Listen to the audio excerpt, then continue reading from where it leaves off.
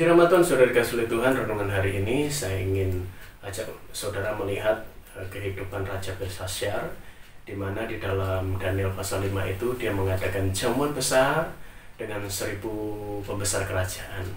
Dan singkat cerita, di tengah-tengah jamuan itu tahu-tahu dia melihat satu punggung tangan, dan tangan itu menulis di tembok, dan tulisannya dia tidak tahu artinya apa.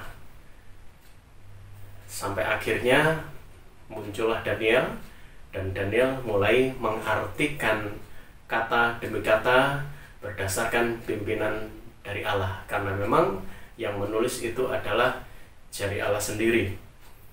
Di dalam Daniel 5 ayat yang ke-25, maka inilah makna tulisan yang tertulis itu, mene-mene tekel ufarsin, ayat 26. Dan inilah makna perkataan itu. Mene artinya masa pemerintahan Tuanku dihitung oleh Allah dan telah diakhiri. Tekel, Tuanku ditimbang dengan raja dan didapati terlalu ringan. Ayat yang ke-28, Peres artinya kerajaan Tuanku dipecah dan diberikan kepada orang Media dan Persia. Saudara, kita mau sama-sama membahas 3 poin ini: mene, tekel, ufarsin atau Peres. Mene dikatakan masa pemerintahan Tuanku dihitung oleh Allah dan telah diakhiri. Perhatikan baik-baik saudara, poin ini juga menjadikan satu dasar dalam kita memahami jalan-jalan Allah, memahami kehidupan kita, dan supaya kita tidak teledor di dalam memaknai kehidupan kita. Kita tidak teledor dalam berkata-kata, tidak teledor dalam bertindak, tidak teledor dalam mengambil keputusan. Karena apa? Karena melalui arti kata mene di sini, di situ dikatakan masa pemerintahan Raja Belsasyar dihitung oleh Allah dan telah diakhiri. Jadi artinya dalam perjalanan kehidupan setiap orang, Allah menghitung, Allah melihat apakah dalam perjalanan kehidupan orang itu, langkah demi langkah, hari demi hari, waktu demi waktu yang dilewati, yang ditempuh itu sesuai dengan kehendak Tuhan, berjalan menurut kehendak Tuhan, berjalan menurut firman Tuhan, atau berjalan menurut kehendaknya diri sendiri, berjalan menurut jalan-jalan dunia, berjalan menurut jalan hidup manusia berdosa. Karena jelas di dalam Mazmur 1 ayat 1 sendiri, di sana dikatakan, berbahagialah orang yang tidak berjalan menurut nasihat orang fasik, yang tidak berdiri di jalan orang berdosa, dan tidak duduk dalam kumpulan pencemooh.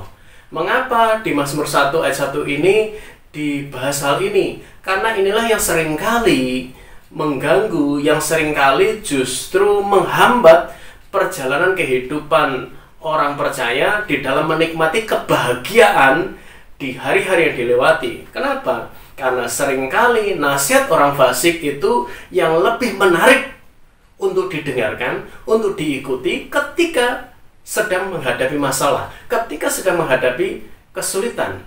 Kemudian berdiri di jalan orang berdosa itu sebuah keputusan. Saya harus berdiri di mana? Ya. Masa sulit, kadang-kadang orang tergoyahkan karena apa? Tuntutan kehidupan, tuntutan perut, bahkan mungkin juga tuntutan pergaulan di sekitarnya membuat dia tahu-tahu sudah berada di posisi berdiri di jalan orang berdosa. Kata berdiri di jalan orang berdosa berarti dia juga terlibat dalam kehidupan-kehidupan yang berdosa, sadar atau tidak disadari. Ya. Dan kemudian duduk dalam kumpulan pencemooh. Ini berarti kata duduk ini berarti sudah merupakan sikap. Ya, menduduki berarti dia sudah terlibat lebih jauh.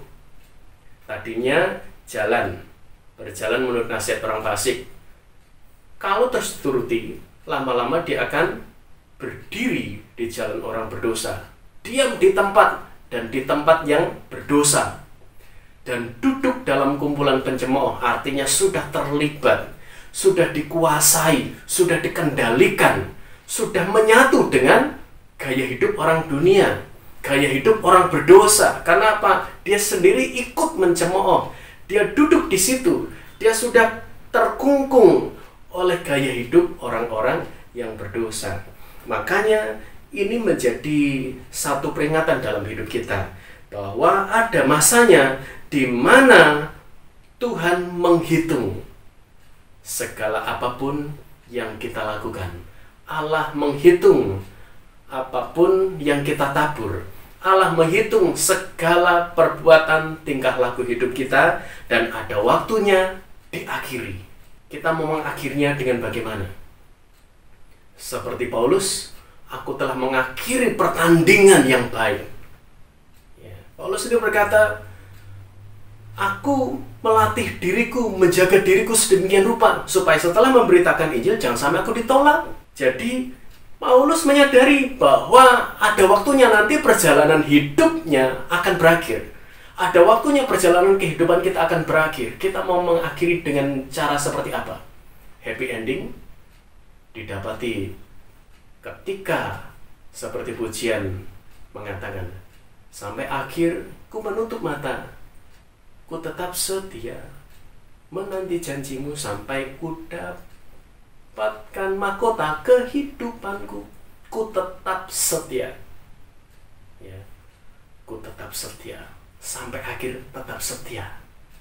Nah, inilah yang harus kita waspadai. Kemudian arti kata yang berikutnya, tekel.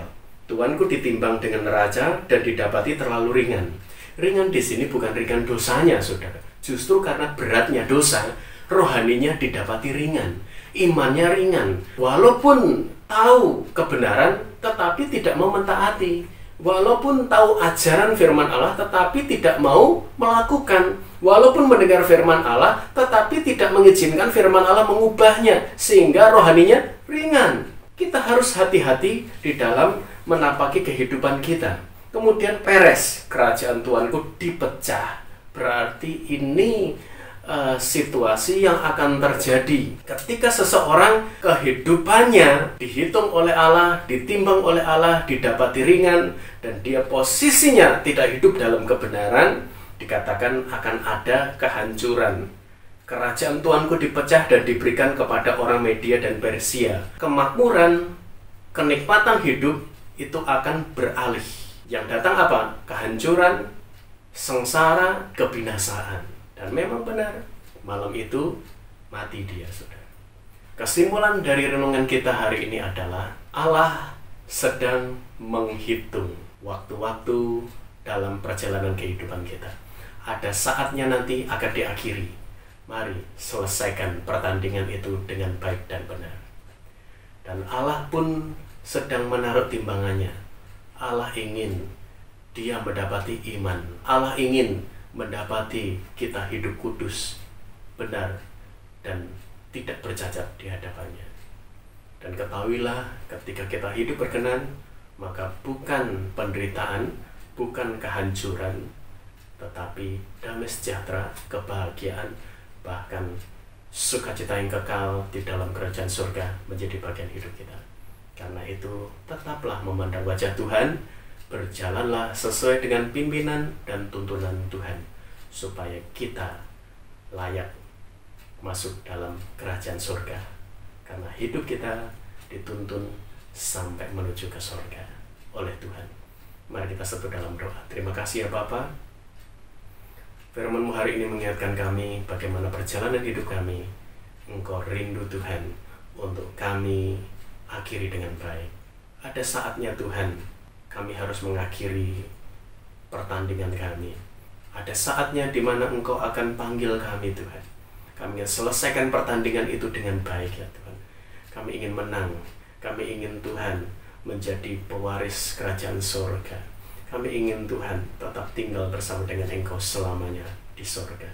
Oleh sebab itu ya Bapa, teruslah tuntun hidup kami, supaya kami memiliki iman yang berkualitas, bobot rohani yang baik. Kami ingin Tuhan perjalanan hidup kami, sekalipun di tengah kesulitan, di tengah-tengah penderitaan, di tengah-tengah masalah, kami tetap bergantung dan berharap hanya kepada Tuhan. Terima kasih ya Bapa. Kami ingin Tuhan, Engkau terus menuntun, memegang hidup kami. Kalau kami salah, tegur kami. Kalau kami melakukan tindakan yang berdosa, ingatkan kami Tuhan. Kami ingin Tuhan memiliki hidup yang kudus dan takut akan Engkau. Terima kasih Bapa. Kami alaskan doa ini dalam nama Tuhan Yesus Kristus. Haleluya. Amin.